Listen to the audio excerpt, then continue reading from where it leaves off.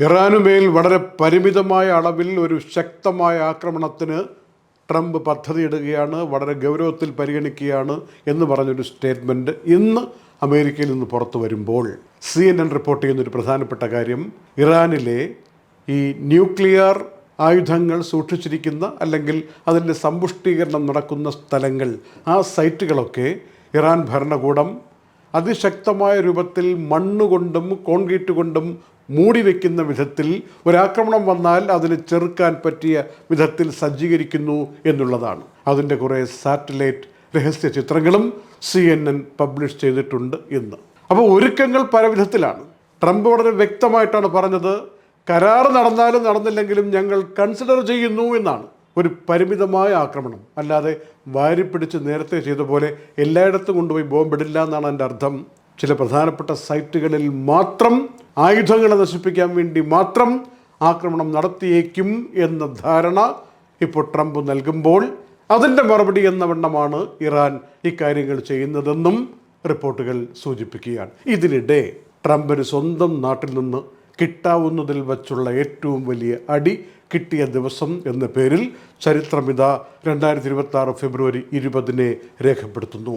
ഓരോ രാജ്യങ്ങൾക്ക് മേൽ രാഷ്ട്രീയപരമായ ചില ശത്രുതയും അസൂയയും പ്രശ്നങ്ങളും തോന്നുമ്പോൾ അവിടെ നിന്ന് കൊണ്ടുവരുന്ന സാധനങ്ങൾക്കുള്ള നികുതി ഇരട്ടിയായും അതിനപ്പുറവും വർദ്ധിപ്പിച്ച ട്രംപിൻ്റെ നടപടി ഭരണഘടനാ വിരുദ്ധമാണ്, നിയമവിരുദ്ധമാണ്, പരിധിക്ക് പുറത്താണ്, അധികാരത്തിൻ്റെ ദുർവിനിയോഗമാണ് എന്ന് കാണിച്ചുകൊണ്ട് അമേരിക്കയുടെ സുപ്രീം കോടതി 6-3 എന്ന രൂപത്തിൽ ആ താരിഫിനെ തള്ളിക്കളഞ്ഞുകൊണ്ടുള്ള വിധി പുറപ്പെടുവിച്ചിരിക്കുകയാണ്.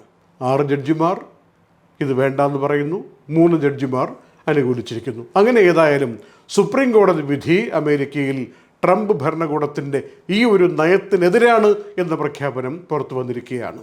അപ്പോൾ നമ്മുടെ നിലവിലെ 26% നികുതിയൊക്കെ 52%-അപ്പുറമാക്കി മാറ്റിയ ആ തീരുമാനമൊക്കെ മാറുമോ?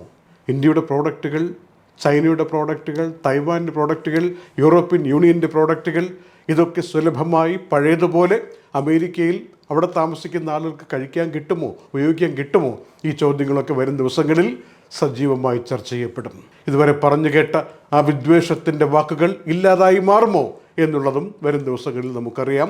ഇതിനെ പ്രതിരോധിക്കാനുള്ള നിയമ സംവിധാനം ട്രംപിനുണ്ടോ അമേരിക്കയിൽ എന്ന കാര്യവും നമുക്ക് അറിയാൻ പറ്റും. ഏതായാലും ഇറാൻ ഒരു കാര്യം പറയുന്നത് കൂടി ചേർത്ത് വെച്ച് വായിക്കണം.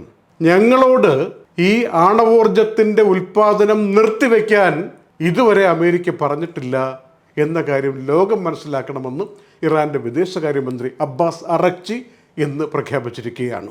മാത്രമല്ല, ചർച്ചകൾ മുന്നോട്ട് പോകുന്ന വിധത്തിൽ 2-3 ദിവസത്തിനുള്ളിൽ ഒരു പ്രപ്പോസലിൻ്റെ കരട് രൂപം തങ്ങൾ തയ്യാറാക്കി ആദ്യം ഇറാൻ ഭരണാധികാരികൾ അംഗീകരിച്ച ശേഷം അമേരിക്കയുടെ മുന്നിലേക്ക് വയ്ക്കും, അതിനും പ്ലാനുണ്ട് എന്നും അബ്ബാസ് അറക്ചി വ്യക്തമാക്കിയിരിക്കുകയാണ്. അബ്ബാസ് അറക്ചിയുടെ വാക്കുകൾ കേട്ടാൽ ഒരു യുദ്ധം ഒഴിവായി പോകാനുള്ള സർവ്വസാധ്യതകളും കാണുകയാണ്. എന്നാൽ അതിനനുസരിച്ച് അമേരിക്കയുടെ ഭാഗത്തുനിന്ന് 10 ദിവസം കൊണ്ട് തീരുമാനം പറയാം, 2 ആഴ്ചക്കിടയിൽ അടിക്കും, പരിമിതമായ അളവിൽ അടിക്കും എന്നിങ്ങനെയുള്ള വിധത്തിലുള്ള വാർത്തകളും വന്നുകൊണ്ടിരിക്കുമ്പോൾ ഒരു കൺഫ്യൂഷൻ മേഖലയിൽ നിലകൊള്ളുന്നുണ്ട്. എന്ത് സംഭവിക്കുമെന്നതിനെക്കുറിച്ച് വ്യാകുലപ്പെടുന്നവരുമുണ്ട്.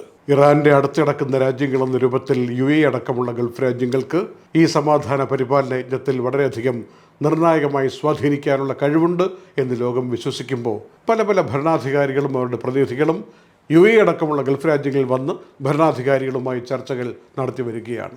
ഓരോ ദിവസവും ഓരോ ഭരണാധികാരികൾ അവരുടെ പ്രതിനിധികളെ അയച്ച് ഈ മേഖലയിലെ ഭരണാധികാരികളുമായി ചർച്ചകൾ നടത്തി വരുന്ന കൂട്ടത്തിൽ ഇന്ന് ഹംഗറിയുടെ പ്രധാനമന്ത്രിയുടെ സുരക്ഷാ ഉപദേഷ്ടാവും UAEയിലെത്തി. തലസ്ഥാനമായ അബുദാബിയിൽ അൽഷാത്തി പാലസിൽ UAEയുടെ president His Highness Sheikh Mohammed bin Zayed Al നഹ്യാനെ കണ്ട് സംഭാഷണങ്ങൾ നടത്തിയതിൻ്റെ, വിവിധ കാര്യങ്ങൾ സംസാരിച്ചതിൻ്റെ, ഹംഗറിയും UAEയും തമ്മിൽ സഹകരണം വർദ്ധിപ്പിക്കേണ്ടതിൻ്റെ ആവശ്യകതയെക്കുറിച്ചുള്ള ചർച്ചകളും നടത്തിയതിൻ്റെ റിപ്പോർട്ടുകൾ വരികയാണ്. Night updates supported by Hashim hypermarket, Kalyan jewellers, Lulu, Partha signature, Areen bakers, eLessons.net, Kisa flour mills, best express cargo, Fira foods, Dhanwantari Ayurveda, Alusood cargo, gold star rent car, doctor Raseena ayurvedic clinic, Hain golden diamonds, choco world Abu Dhabi.